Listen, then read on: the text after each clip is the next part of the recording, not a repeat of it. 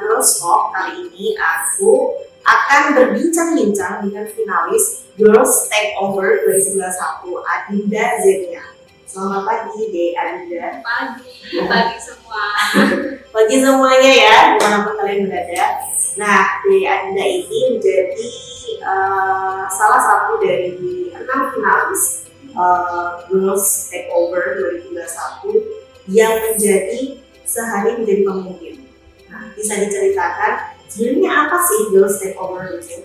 Oke, jadi Girls Takeover ini adalah kampanye tahunan dari Plan Indonesia dan tahun ini bekerja sama dengan Kementerian BUMN dan Serikat BUMN untuk mengkampanyekan kesetaraan gender dan kepemimpinan perempuan di dunia kerja. Jadi kalau bicara kesetaraan gender ini sebenarnya nggak jauh-jauh dari background aku, karena aku dari teknologi.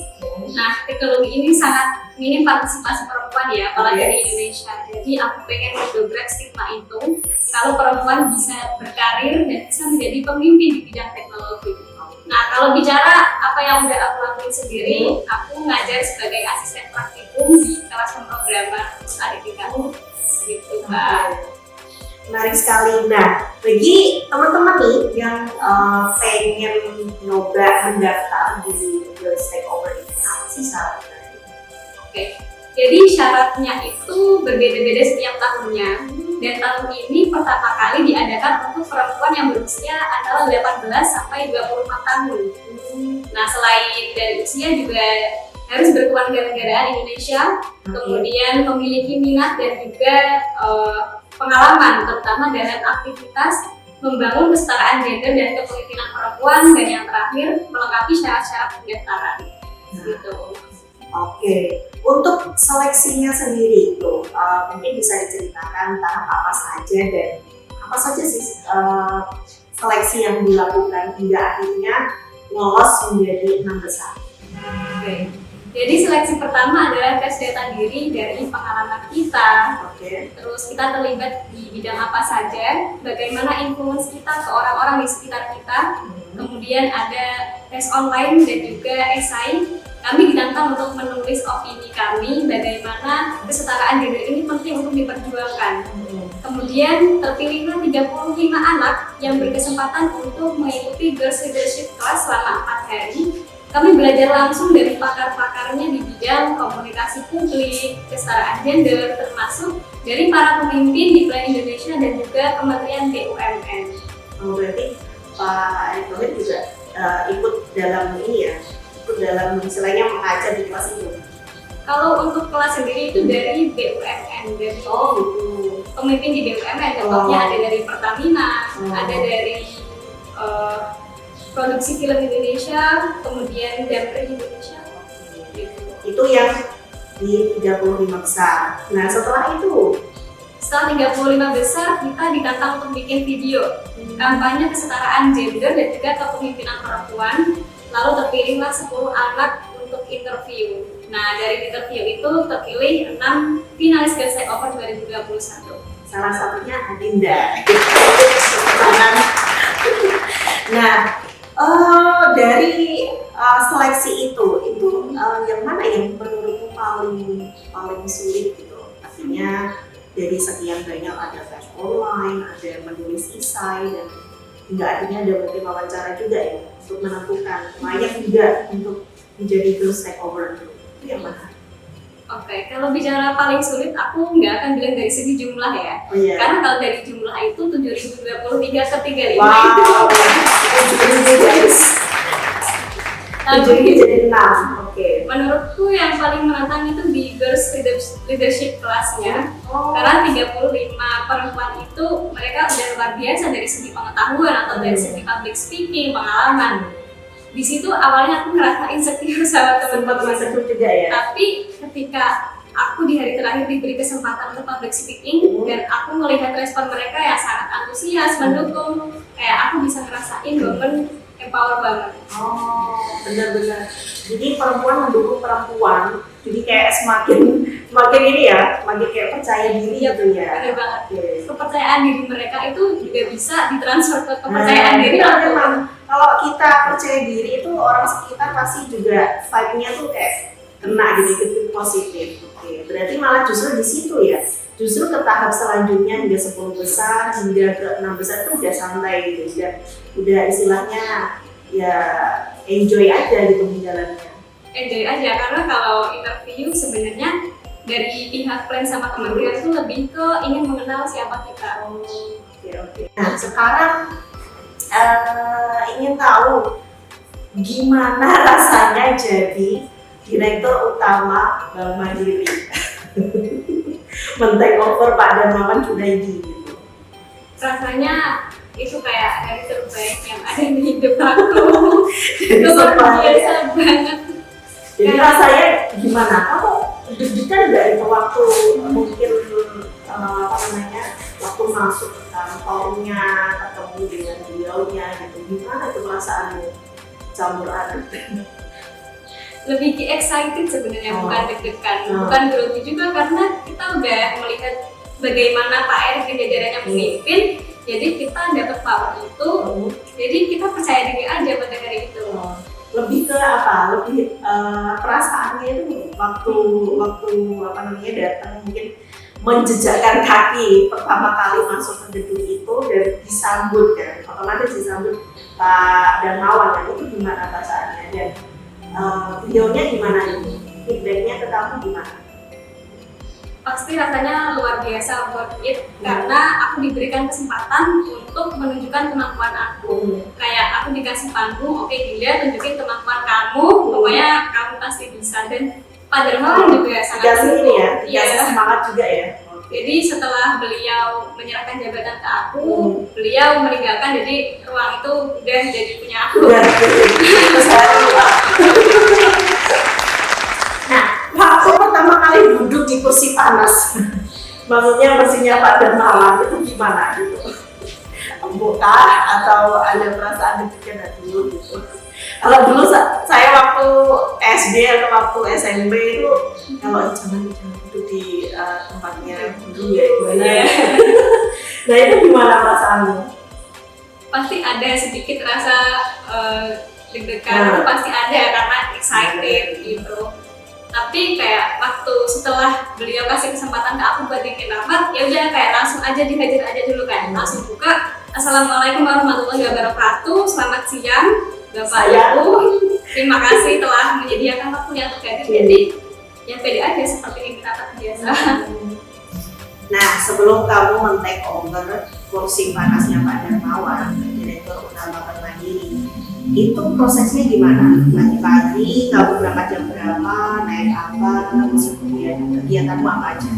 Oke. Jadi aku berangkat dari hotel itu sekitar pukul 9 pagi bersama Bank Indonesia ke Plaza Mandiri di Texel. Kemudian di sana memimpin rapat 2 kali, kemudian itu fasilitas kepegawaian. Setelah itu kita pindah ke rumah dinas. Jadi rumah dinasnya Pak Darmawan? Iya, jadi di rumah dinas itu kita pertama memberikan netralitas kami, kemudian yang terakhir dengan Pak Darmawan itu wrap up session sebelum aku penyerahan jabatan ke beliau. Beliau itu memberikan beberapa pertanyaan seperti apa itu? Gimana hari ini, apa yang aku rasain, terus bagaimana update pengetahuan di Mandiri, kira-kira apa yang bisa diperbaiki. Apa jawaban kamu waktu itu? Jawaban aku rekomendasi yang hasil dari diskusi dari rapat, kemudian dari mentoring, aku sampaikan kembali ke beliau, dan beliau juga mempertimbangkan itu salah satunya untuk mulai menjaring talent teknologi dari level SMA. Jadi Mandiri ini berfokus untuk digitalisasi perbankan, jadi mulai ingin menjaring talent muda teknologi gitu. Jadi sesuai dengan ini kamu juga ya, teknologi gitu. Terus kan ditanya tadi perasaannya gimana, terus mungkin ya perasaan jadi direktur utama, duduk di kursi, mimpin rapat, dan jawaban kamu apa? Jawaban aku sama seperti yang aku sampaikan tadi, luar biasa excited, ini dari terbaik yang pernah ada di hidup aku. Keren ya. Nah waktu itu apa saja kegiatan dalam sehari? Itu kan pasti padat banget ya, direktur utama Bank Mandiri masih juga mungkin ngecek di berbagai divisi dan lain sebagainya. Bisa diceritakan Oke, jadi untuk sehari itu aku ada 5 agenda. Hmm. Yang pertama, aku memimpin rapat dengan regional CEO. Jadi regional CEO-nya ini hadir secara offline dan mayoritas laki-laki, hanya ada 1 perempuan. Oh gitu. Ya, dan kita berbicara mengenai update women empowerment di wilayah mereka masing-masing. Kemudian yang kedua, aku memimpin rapat dengan human capital. Dan di sana kita berbicara tentang tantangan yang dihadapi Mandiri dalam memperjuangkan kesetaraan gender. Nah, di situ aku melihat fakta ada penurunan jumlah karyawan perempuan itu sebesar 50%. Wow. Waktu kenaikan jabatan itu angka yang nggak sedikit. Waktu kenaikan jabatan. Ya. Oke. Nah, ketika oprek itu kan jumlah laki-laki dan perempuan itu hampir imbang 50-50. Tapi setelah perempuan menikah, ada naik jabatan, biasanya akan top dari 50%. Oh gitu. Nah, di situ kita diskusi gimana caranya supaya perempuan ini bisa tetap berkarir. Nah, gitu. meskipun udah punya baby ya, pasti kan perempuan juga sebenarnya bisa lah jadi ibu rumah tangga, juga jadi perempuan karir kan, seperti itu. Oke, terus apalagi yang kegiatan kamu? Setelah itu, untuk kegiatan ketiga, aku tur fasilitas kepegawaian di Mandiri itu di daycare dan pumping. Untuk melihat bagaimana Mandiri itu sebenarnya udah support perempuan untuk berkarir. Betul. Terus dari sisi nasabah, aku melihat bagaimana Mandiri melayani nasabah, terutama di masa pandemi ini sudah banyak menggunakan teknologi. Jadi itu malah justru sesuai dengan kampanye kamu ya. Aku benar-benar excited waktu di sana karena memang semuanya berbau teknologi banget gitu.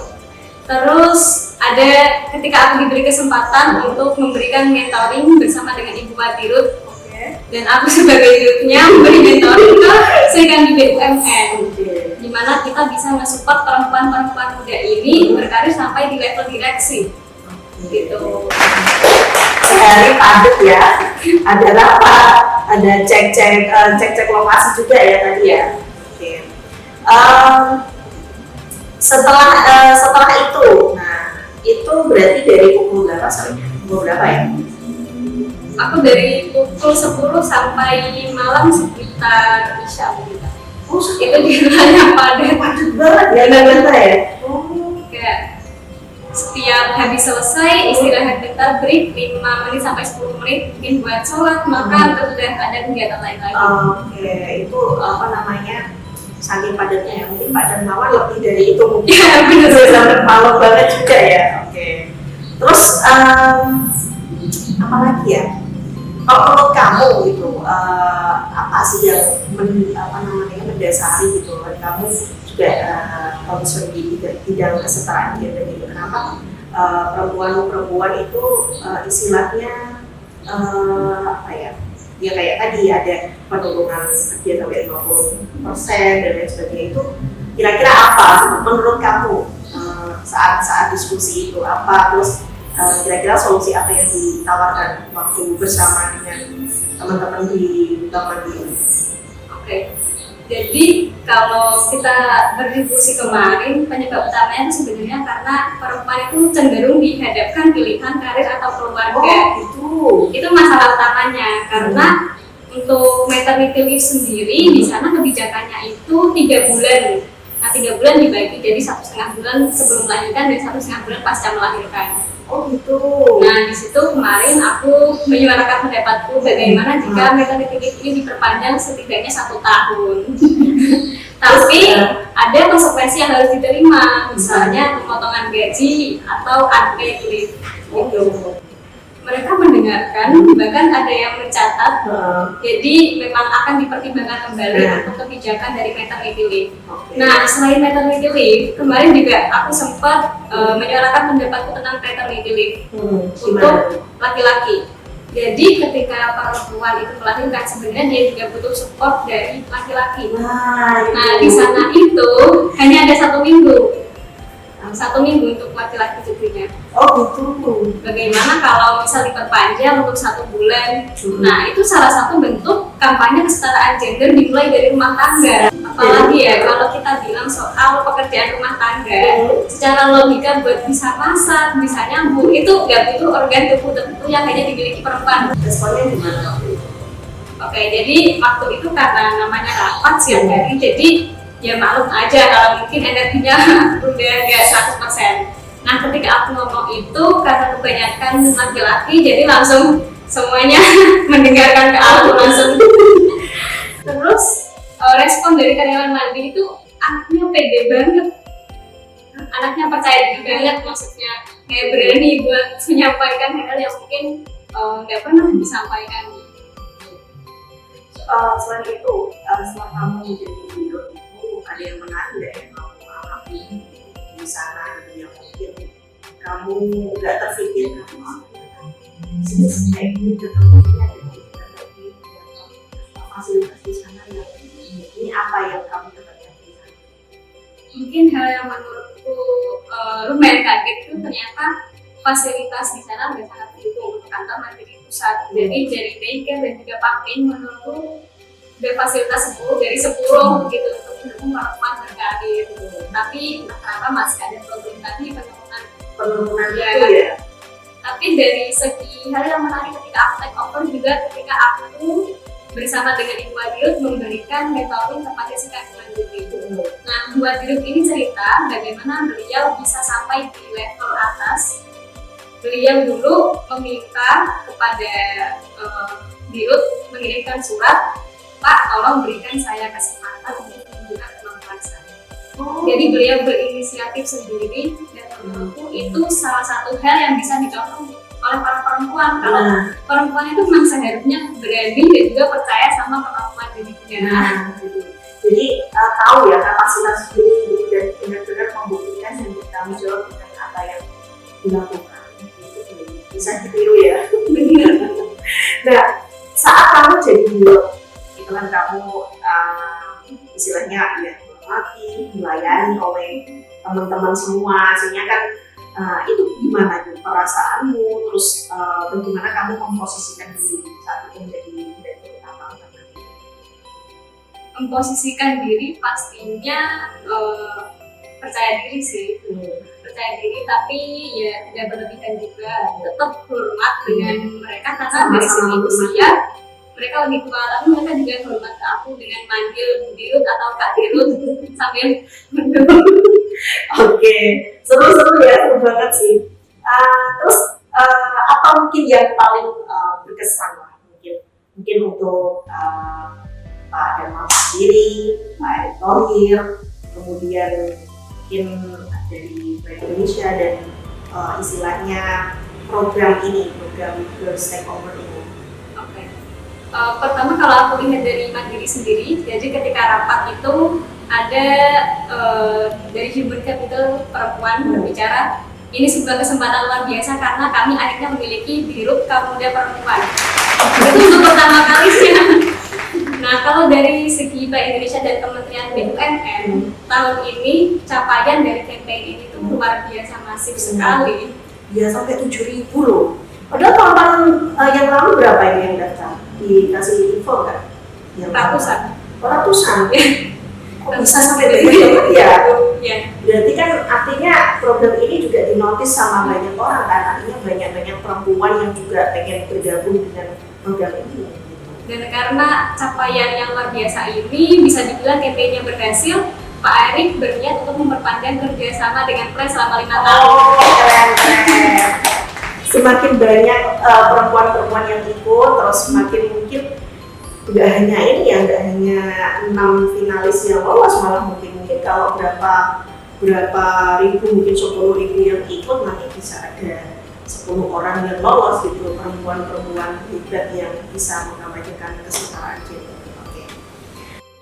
Setelah menjadi pemimpin sehari, jadi direktur utama Bank Mandiri itu, para finalis yang lolos 6 besar ini itu feedbacknya apa aja? Gitu. Selain mungkin mendapat kesempatan emas, jadi men-take over para BUMN gitu. Nah, itu apa saja yang kamu dapatkan? Oke, jadi pertama pasti kepercayaan diri.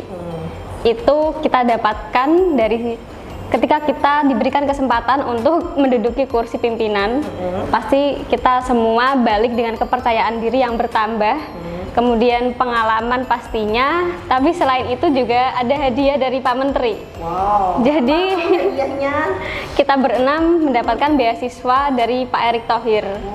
Keren. Itu beasiswa apa kalau boleh tahu? Untuk sekarang belum ada detailnya, entah beasiswa kuliah lagi atau beasiswa seperti apa bentuknya, tapi beliau sudah mengucapkan itu dan mungkin akan di follow up oleh Plan Indonesia. Tapi selain beasiswa, kita yang ditempatkan di masing-masing BUMN juga mendapatkan tawaran yang berbeda. Karena aku sendiri masih pelajar, jadi udah diteken sebelum lulus. Oh iya. Udah dapet tawaran pekerjaan dan juga magang. Udah ditunjuk, itu di Mandiri berarti ya? Ya, karena aku take over Mandiri, jadi beliau udah nunggu-nunggu kapan kamu lulus. Oke, aduh. Belum, masih semester berapa ini? Aku semester 3. Nah, baru semester 3 guys. Sudah diteken, udah ditanyain kapan lulus, mau jadi karyawan sini nggak? Oke, keren. Berarti yang teman-teman lain juga sama ya, kayak yang di mungkin di mana aja? Di Penawarannya berbeda-beda. Oh, penawarannya berbeda. Jadi kalau yang dari pelajar kan ada satu lagi pelajar dari IPB, dia take over Telkomsel, dia juga dapat tawaran setelah lulus buat kerja di Telkomsel. Di Telkomsel. Ya. Oke. Mungkin sama juga ya yang men-take over di masing-masing tempat juga mungkin ditawari di Ya, di untuk berkarir di Kemen BUMN. ini nih yang pengen aku tanyain soal pemilihan tempat. Itu kan 6 orang ini ditempatkan di, nah itu pemilihannya gimana? Kok bisa kamu dapat yang mandiri, terus ada yang di kementerian gitu? Oke, jadi sebenarnya ketika kita sudah lulus 6 besar dari Plan Indonesia itu sebenarnya sudah menempatkan kami, karena kami ketika di awal seleksi sudah menetapkan pilihan. Nah, kalau aku sendiri, aku milihnya Telkomsel sesuai dengan bidangku. Tapi ternyata ketika di sana semua keputusan itu ada di tangan Pak Erick. Nah, sepertinya Pak Erick ini pengen kita belajar di bidang yang di luar background kita. Supaya memang pemimpin kan begitu, harus siap di segala problem dan juga situasi. Oke, paham, di bidang-bidang lain juga gitu. Jadi kamu awalnya pengen di Telkomsel, ternyata malah ke Mandiri. Ya.